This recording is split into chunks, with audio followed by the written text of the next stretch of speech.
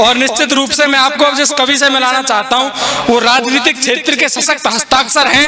निश्चित रूप से यदि नेता भी बनना है तो आप उनको देखकर तय कीजिएगा कि नेता बनना है तो कैसा बनना है। आप सब जानते हैं, आप सब ये जानते हैं कि जब कविता और राजनीति का अद्भुत संगम पैदा होता है तो अटल बिहारी वाजपेयी निकलकर पैदा होते हैं और हमारे मध्य राजेंद्र बैसला पलवल की धरती से आए हैं। और मैं आपको निश्चित रूप से ये बात बता देना चाहता हूँ कि देशभक्ति की कविताएं, वीर रस की कविताएं उनके मन में बसती है। मुझे 4 पंक्तियां याद आती है कि ये चांद भी लिखते हैं तो आफताब छपता है, ये चांद भी लिखते हैं तो आफताब छपता है, इनकी आंखों के पानी में सैलाब छपता है और इनके जज्बातों से इस कदर वाकिफ है इनकी कलम, ये इश्क भी लिखे तो इनकलाब छपता है। जोरदार तालियों के साथ स्वागत करें राजेंद्र बैसला। माँ सरस्वती को नमन करता हूँ। आदरणीय मंच पर उपस्थित सभी की गौरवमयी उपस्थिति को नमन करता हूं। आप सबकी गौरवमयी उपस्थिति को नमन करता हूं। मुझसे पूर्व के वक्ता कवियों ने, खासकर नरेंद्र भाई ने जो जोरदार कविताएं आपके बीच में सुनाई, कुछ वहीं से शुरू करना चाहता हूं। स्वागत है। प्रसंग है जब भगत सिंह का एक बहुत प्रसिद्ध चित्र है, वो आपने देखा होगा हेट में, वो उनका बड़ा प्रसिद्ध चित्र है। जब वो जेल में थे तो उनकी माँ उनके पास में गई और भगत सिंह से मिली और भगत सिंह को देखा तो उन्होंने कहा कि हमारा तो सिख धर्म है, हमें केश कटाने की इजाजत नहीं देता। तो भगत सिंह से उन्होंने कहा कि भगत तेरी सारी बातें ठीक, पर तूने बेटा जो ये केश कटाए, जो ये पगड़ी कटा दी, ये तूने ठीक नहीं किया। तो भगत सिंह ने क्या कहा वो 4 पंक्तियों के माध्यम से आपको कहता हूँ। भाई साहब स्वागत है। तेरा पावन दूध पिया, वाह, तेरा पावन दूध पिया, कैसे पीछे हट जाऊंगा। वाह वाह। अब तो आजादी की दुल्हन लेकर ही घर आऊंगा और तू कहती है केश कटाकर, गलती की तो सुन ले माँ, केश सभी कटवाए हैं अब गर्दन भी कटवाऊंगा, केश सभी कटवाए हैं अब गर्दन भी कटवाऊंगा। जोरदार भाई साहब। कोरोना का काल चल रहा है, लेकिन इस कोरोना के काल में भी एक बहुत जबरदस्त काम हुआ। हमारे देश की सत्ता के शिखर पर बैठे हमारे प्रधानमंत्री जी ने 5 अगस्त को सैकड़ों साल का जो हमारा कलंक लगा हुआ था माथे पर, भगवान राम को तंबू में रहना पड़ रहा था, 5 अगस्त को उसका शिलान्यास किया। तो भगवान राम के ऊपर कुछ पंक्तियां प्रस्तुत करता हूं।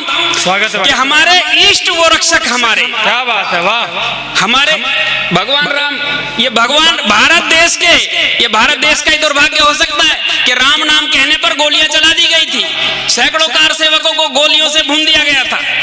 हमारे इष्ट वो रक्षक हमारे, हमारी सभ्यता मस्तक हमारे है, जिनका नाम सब अभिवादनों में है, जिनका नाम मुक्ति साधनों में, हमें देते निरंतर प्रेरणा जो, मिटाते लोक की हर ऐषणा जो, जिन्होंने त्याग सब करना सिखाया, धर्म के मार्ग पर चलना सिखाया, सिखाया पतित का उद्धार करना, सिखाया भाइयों से प्यार करना।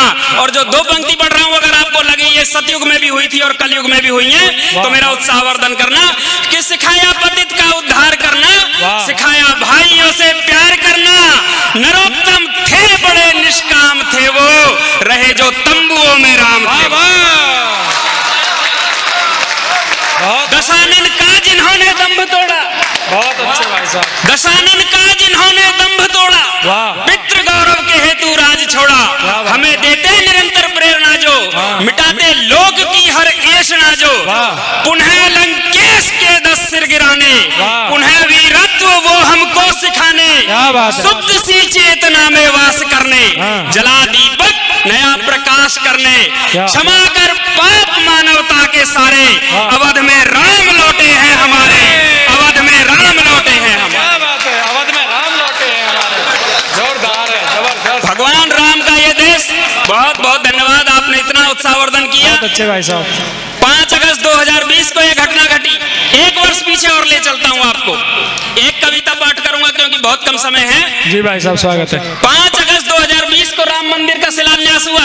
5 अगस्त 2019 को भी एक भारत माता के माथे से एक बहुत बड़ा कलंक हटा था। क्या बात। 5 अगस्त 2019 को 72 सालों से जो एक कलंक लगा हुआ था धारा 370 का, वो माथे से हमारे से हटाया गया। वो भी प्रधानमंत्री नरेंद्र मोदी जी और अमित शाह जी ने हटाया। तो उसके ऊपर एक पंक्ति लिखी है, क्योंकि हम तो वो लोग हैं, हम स्वयं सेवक लोग हैं, त्वदीयाय कार्याय बद्धा कटियम गाने वाले लोग, 14 अगस्त को अखंड भारत दिवस मनाने वाले लोग। बिना किसी भूमिका के शुरू करता हूं। भूमिका ये है कि कवि की कल्पना है कि 370 से तो मुक्ति मिल गई, लेकिन हमें देश अखंड भारत बनाना है। जी भाई साहब, स्वागत है। आज धरा से धरा मिली तो नवजीवन संचार हुआ, वाह। और मुखर्जी मुस्काए यूं जो सपना साकार हुआ। अलगावों की कालिख धोकर ये प्रकल्प हुआ पूरा, और एक तिरंगा एक विधि का संकल्प हुआ पूरा। खूब मनाए उत्सव किंतु और एक अभियान करें, ध्येय अखंडित भारत का है, इसका भी हम ध्यान करें। वो अखंड भारत की जिसका मस्तक कभी हिमालय था, सिंध कराची से ढाका तक घर घर में देवालय था। चाणक्य की कर्म स्थली तक्षशिला कहलाती थी, ख्याति भारत के वेदों की दुनिया में पहुंचाती थी। जिसके पुस्तक घर की शोभा योग और विज्ञान हुए, जिसके अर्थशास्त्र व दर्शन ज्ञान धरा की शान हुए। वाह वाह, क्या बात है, बहुत अच्छे। अरे रेखा अंकित करने को भी, रेखा अंकित करने को भी अब तो कुछ भी शेष नहीं, और उन पर भवन खड़े करने हैं जहां बचे अवशेष नहीं। क्या बात है, वाह वाह वाह। मैं भी ये स्वीकार रहा, मैं भी ये स्वीकार रहा कि आज सरल ये काम नहीं, पर क्या तुमने इससे भीषण किए कई संग्राम नहीं। विश्व विजेता जिसे बताते, जिसका नाम सिकंदर था, अरे उसके पग पीछे हटवाए इतना साहस अंदर था। क्या बात है। और मुझे स्मरण की जिसका 2 मन भर का भाला था, और मुझे स्मरण की जिसका 2 मन भर का भाला था। अकबर यदि पतंगा था, महाराणा जलती ज्वाला था। अकबर यदि काट काट दुश्मन के मस्तक, युद्ध क्षेत्र शमशान किया। चंडी की जो करते पूजा, कब प्राणों का ध्यान किया। मृत्यु को पल पल जीता था, महावीर महात्यागी था। खाल खिंची पर झुका नहीं, जो वो बंदा वैरागी था। बहुत अच्छे। वो 10वें गुरुदेव जिन्होंने पतित न होना स्वीकारा, बहुत अच्छे। प्यारे केसरिया की खातिर चारों बच्चों को वारा, प्यारे केसरिया की खातिर चारों बच्चों को वारा। और शस्त्र दलों में गिनती कम थी, शस्त्र दलों में गिनती कम थी। आंखें माँ की नीची थी, पर अफजल की आंत अंतड़ी वीर शिवा ने खींची थी। पर अफजल की आंत अंतड़ी वीर शिवा ने खींची थी। जिनका सूरज अस्त न होता, जिनका नाम सवाया था, ऐसे जालिम अंग्रेजों से हमने देश छुड़ाया। क्या कहते, यहाँ पर मातृशक्ति बैठी है भाई, ये 4 पंक्तियां मातृशक्ति को नमन करते हुए कहता हूं कि क्या कहते कि वीर प्रसूता माओ ने कुछ किया नहीं। अरे कोख उजाड़ी, चूड़ी तोड़ी, और जौहर क्या किया नहीं।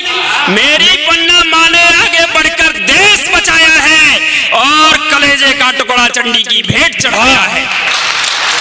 हम पौरुष से भरे हुए थे, हम पौरुष से भरे हुए थे, अमृत पीने वाले थे। मरने से दुनिया डरती, हम मरकर जीने वाले। क्या बात है, क्या बात है, बहुत अच्छे। हमने जो भारत पाया है उसका है सम्मान बड़ा, पर टुकड़े टुकड़े पाने को कौन क्रांतिवीर लड़ा। अब कुछ पंक्तियां ये बताता हूं कि भाई अखंड भारत की कल्पना क्यों जरूरी है, अखंड भारत बनना क्यों जरूरी है। कि मातृभूमि पर हुए निशावर, उनका ठहर कहां पर है। जहां भगत ने फांसी चूमी, वो लाहौर कहां पर है। हिंगलाज मां रहा देखती भारत भूखे कण कण की, और अस्थियां वीर पुरुष की बाट जो होती तर्पण की। मैंने तो बस सूखा देखा, मेरी नजरें जहां गई। जिस सिंधु ने प्यास बुझाई, वो बतला दो कहां गई। एक फौज आजाद हिंद की अब भी स्वबन सजाए हैं, एक बोस अब भी भारत को भारत ना कह पाए हैं, और आंख मूंद कर बैठे हैं जो शिवजी मान सरोवर में। वो बतला दो कब आएंगे भारत के हर एक घर में। वाह, क्या बात है। और अंतिम बंद पढ़ता हूं अपनी कविता का, इसके बाद में अपना स्थान ग्रहण करूंगा। आज स्वप्न में वही अखंडित भारत मां दिखलाई दी, हाथ फेर कर मेरे सर पर बोली वो सकुचाई सी। बोली सच बतलाओ बेटा, क्या तुम सचमुच आओगे। प्राण प्रतिष्ठित करने हेतु वेद मंत्र गुंजाओगे। मैं उस माँ को ढाढ़स देकर एक वचन दे आया हूँ, रक्त टपकते उन चरणों की ये धूली ले आया हूँ। बटी पड़ी जो भारत माता, उसको एक करेंगे हम, और सुशोभित माँ के मस्तक फिर से मुकुट धरेंगे हम। तलवारों की मूठ हाथ में तब तक नहीं गिरेंगे हम, तलवारों की मूठ हाथ में तब तक नहीं गिरेंगे हम। कट जाए जाए सर, शेष रहे धड़, फिर भी युद्ध करेंगे। क्या बात है, वाह! फिर भी युद्ध करेंगे। क्या बात है, बहुत है।